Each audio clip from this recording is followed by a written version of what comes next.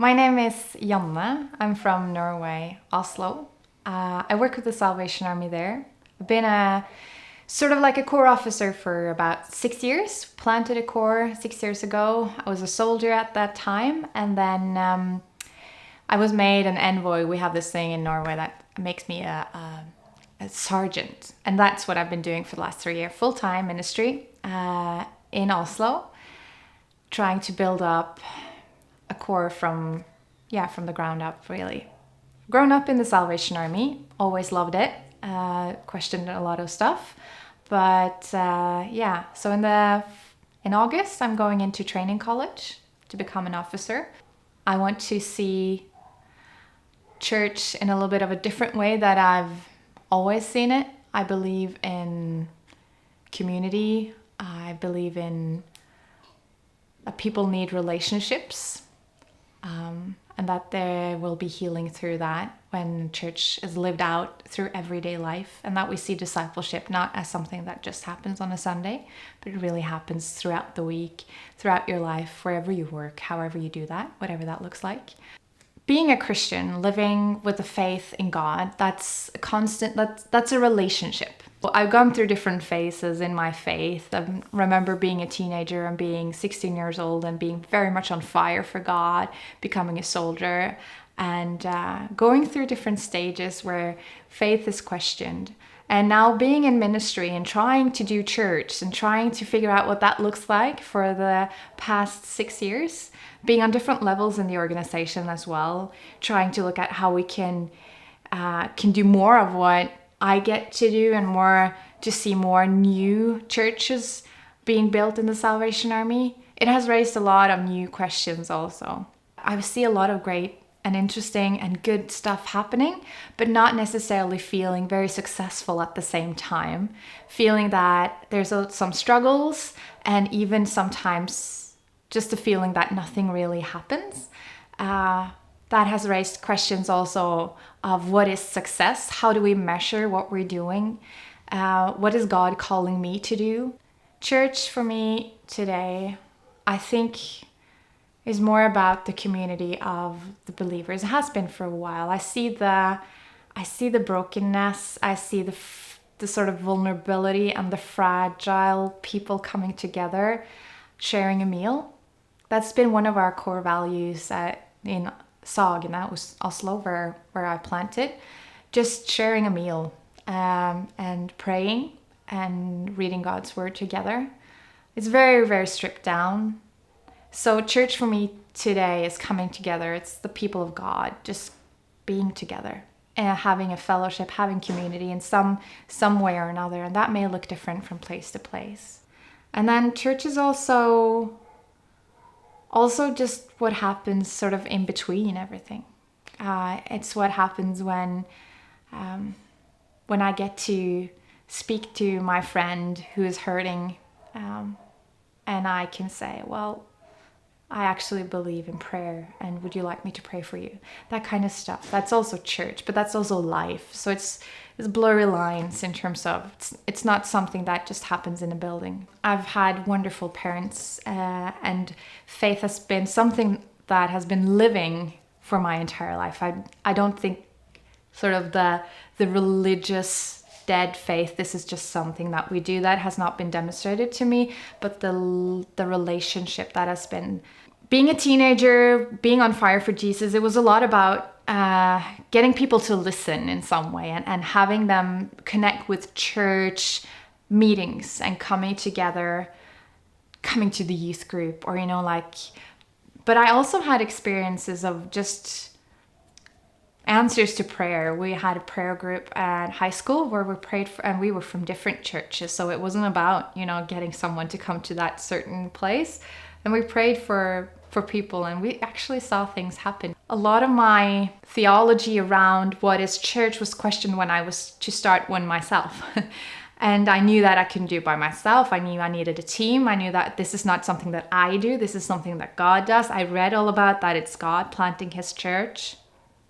And still I was struggling to figure out what is my role in this. So the blurry lines when people come and ask you, how many people are you? How sort of attendance kind of questions.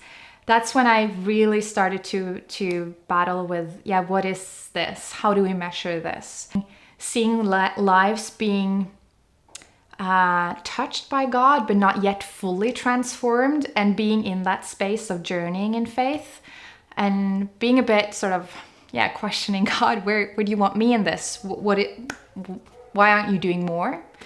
You know, like sometimes doubt comes in ways that, is he really intervening? Like, or did he just set this off? And I know that he exists. I know.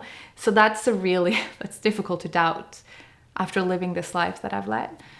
But at some point you go, why aren't you doing something about this situation? Or why aren't we seeing more of this? And we want to see your power. And then I go back and I think, oh, it's about me. I'm not praying enough, or I'm not dedicated enough, or we did this thing where we're not doing it properly. Or I think if I was just giving more hours or something like that. And then someone comes alongside and just speaks right into that and says, just relax. It's not about you. You know, like, you can't do this. However many hours you pray or however much you do this, it's not something that you do. So it just, like, even though I know it, it's just sometimes it needs to sink down into your heart. I don't know if I see clearly where God is taking me at the moment. It feels a little bit like I'm going to be taken aside for a moment of time, actually. And it scares me a bit, because over New Year's I was with this youth event. We had like 100 youth coming together, and I was preaching for that weekend, and it was great.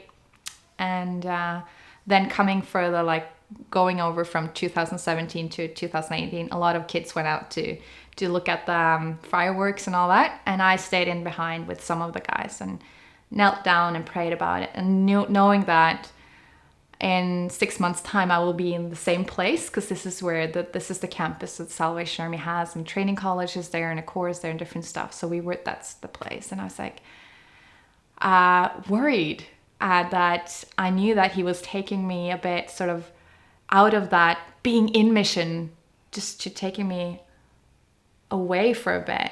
And I was like, oh no, I need to work on stuff now. And oh no, you need to and I've got this image of being in the potter's hands, and I was like, oh, he's just gonna crush me, isn't he? I need to work on my pride stuff and all that I know.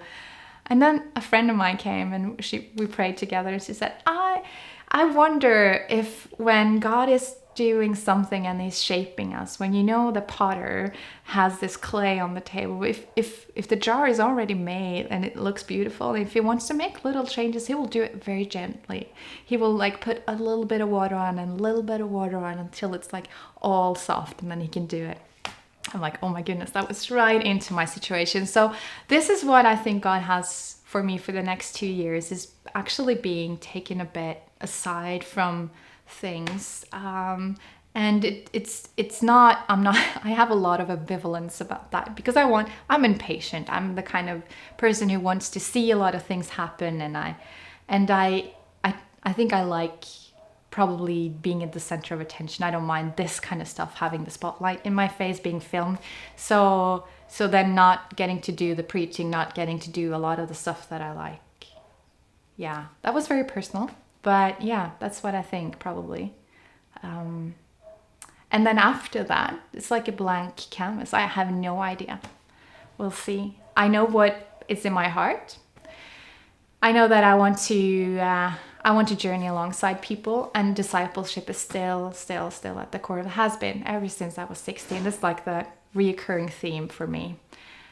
Just being a disciple myself, learning what it means to follow Jesus in everyday lives, and what that looks like in 2018 with all the tensions, and then also journeying together with other people, trying to figure that out, being on different paths. The same path, on different places on that path.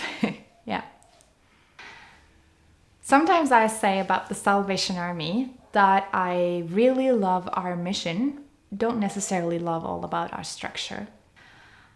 I still believe that we have, as an army, reading our theology, reading our like our doctrine, that kind of stuff. It makes me excited because this is, like this is important stuff and it's still relevant today. And then reading the Bible, obviously, I read that a lot more than our doctrine. Just amazing to me how this old text still has life, still can speak right into my life today, and still has relevance to the people that I meet. And I just believe that God is really interested in the individual. But I also think that it's a danger a little bit in our very individualistic culture to always focus on the individual. And sort of the tendency being that I don't really need other people, or I don't, because that's just God and me kind of thing. So I really believe this kingdom mentality where you see that we build community, and I really hope to see that the Salvation Army can help bridge some of the segregations that we see in our society. It's a lot of things between. We have segregation, especially when it comes to rich and poor, people who are struggling on the margins, and people who are middle class and seemingly not struggling, and we know that we all are. And just sort of bridging that and building community in that space. I think that's on my heart, at least. And sort of being an inclusive space where we can see there's room for everyone really on their journey. I think for the mission of the Salvation Army, we really need to keep that focus and not try to be trendy. We just need to focus on reaching people with the gospel, the liberating gospel, and saying that there's a better way, there's a freer way, there's a redeeming way. If you're sort of questioning what God is doing, reading the Bible is always a good way to start, asking Him to reveal it to you through those old texts, talking to other people about it. I know that we're different in personality types. I'm the kind of person who would, I think, but I actually think better when I speak. So sometimes I don't really know what's going on until I've said it out loud. But even writing helps as well. So just journaling a little bit, even writing a letter to God, and then trying to jot down, what is it that I'm actually thinking about this? I know that's a personality thing and may be different to people. But also just starting to, depending on where you're at in this confusion, looking for signs of His mercy in your life. So just looking back, what has He done? What has He been speaking?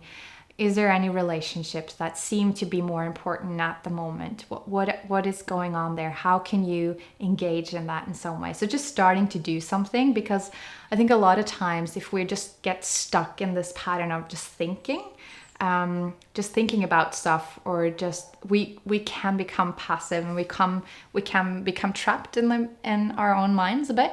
So talking to other people, engaging that conversation with someone that you trust and who are wiser than you is probably good. Not being afraid to asking the questions, trying to figure out what they actually are by writing them or saying them, but also starting to do something. If you're like feeling this gut feeling or some sort of inclination to go in a direction or to speak to a person, just do it. Because when you start doing stuff, you get a little bit out of that pattern of just worrying and thinking, and then see what happens.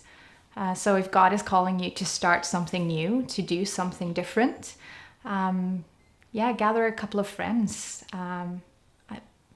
Try not to do it alone, but gather a couple of friends and just start doing stuff. Do stuff that you believe in. And I think things will happen.